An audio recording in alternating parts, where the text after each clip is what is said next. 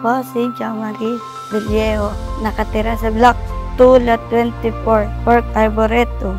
Kami po ay nangungupahan lang. May 3 po kong anak na nag-aaral sa New Era. Isang grade 4, isang grade 1, isang kinder.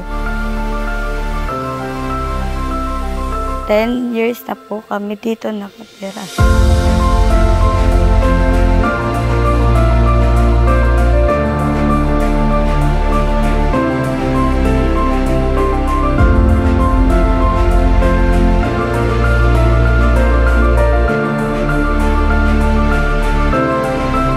Hanap buhay ko po ay nagtitinda po ng sampagita.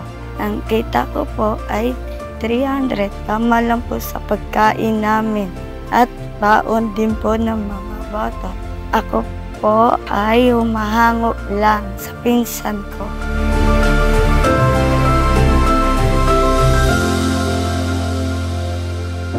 Nakilala ko po ang Rotary Club of Metro Francisco del Monte sa pamamagitan po ni Ma'am Sheila Genyosa at nakilala ko rin po siya nung pasukan. Nalaman ko po ang Rotary Club ay tumutulong po sa mahirap na kagaya ko.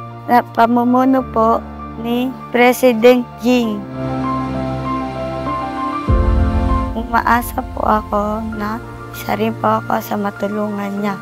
At isa rin po ang wish ko sa buhay ang magkaroon po ng pushcart para po pandagdag po sa kita ko at makabayad din po ng bahay namin at sa pangangailangan din po namin araw-araw.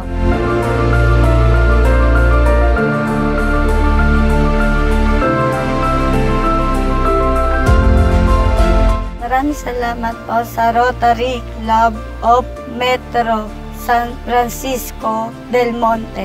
Salamat po, President Ging Castillo of Caspar Grouping. Maraming salamat po, Sir Paul Castillo, Caspar Grouping.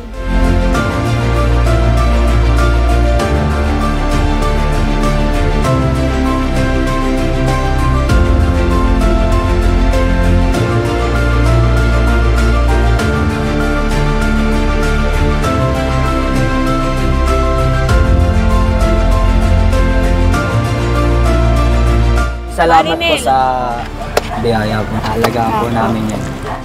Maraming salamat po. Bibintay po na binibigay niyo. Taas tayo magpasalamat.